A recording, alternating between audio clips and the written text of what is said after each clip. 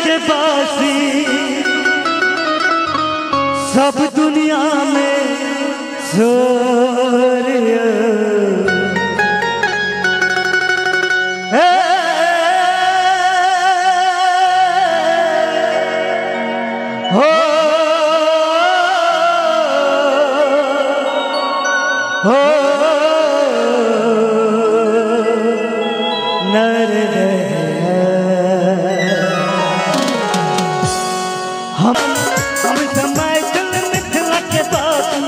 सब दुनिया में छोड़ियो अपन मिथिला जनकपुर बहुत जोड़ियो अपन मिथिला जनकपुर बहुत जोड़ियो हम समय दिल मिथिला के बासी हम समय दिल मिथिला के बासी सब दुनिया में छोड़ियो अपन मिथिला जनकपुर बहुत मोहनपुर बहुत जोड़ियो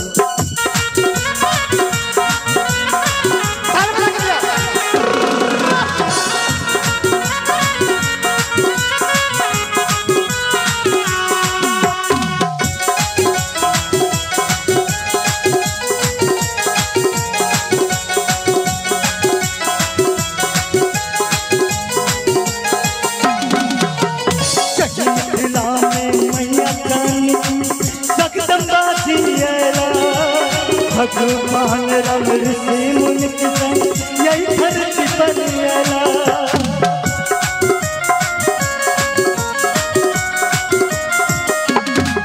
मिथिला में मैया जानकी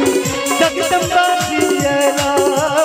भगवान राम ऋषि मुनि के संग यही धरती पर आया राज ऋषि धन रचा जनक जी राज ऋषि धन सब दुनिया में अपन मिथिला मोहनपुर बहुत अपन मिथिला जनकपुर बहुत जोड़ियो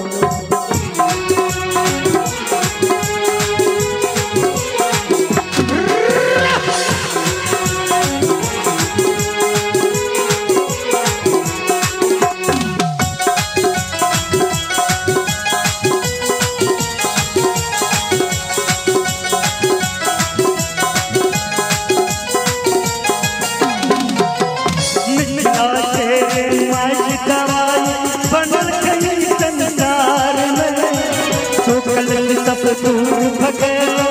पूजा कल दरबार में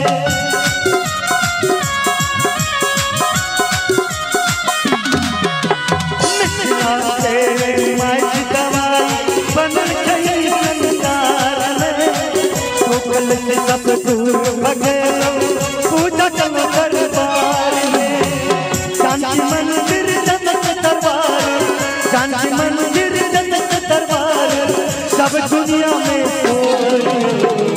अपन मिथिला मोहनपुर बहुत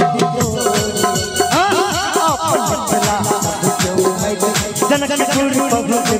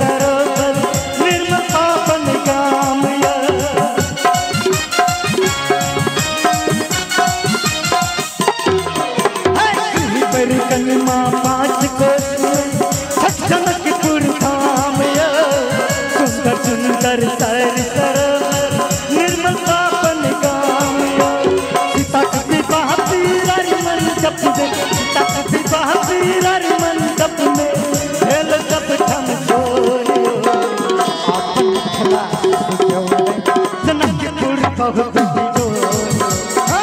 अपन मिथिला सब क्यों मैथिल जनकपुर बहुत बिजोरियो हम समय दिल मिथिला के बात हम समय दिल मिथिला के बात सब दुनिया में अपने मिथिला में एक कहावत है माछ पान मखान संग गानेंगे माछ पान मखान संग गानेंगे एक बार थपड़ी बजा दिया मन से जाना जोर से थपड़ी बजा बोलो श्याम रामचंद्र की जय कस का एक बार थपड़ी बजा कर अपन मिथिला जनकपुर बहुत बिजोरियो अपन मिथिला सब क्यों मैथिल जनकपुर बहुत बिजोरियो हम समय दिल मिथिला के बाती हम समय दिल मिथिला के बाती सब दुनिया में शोरियो अपन मिथिला सब क्यों मैथिल जनकपुर बहुत बिजोरियो मिथिला सब क्यों मैथिल जनकपुर बहुत बिजोरियो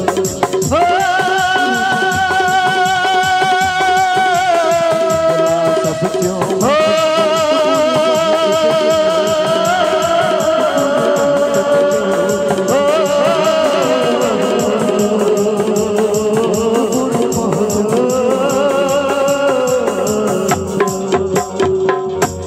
अपन मिथिला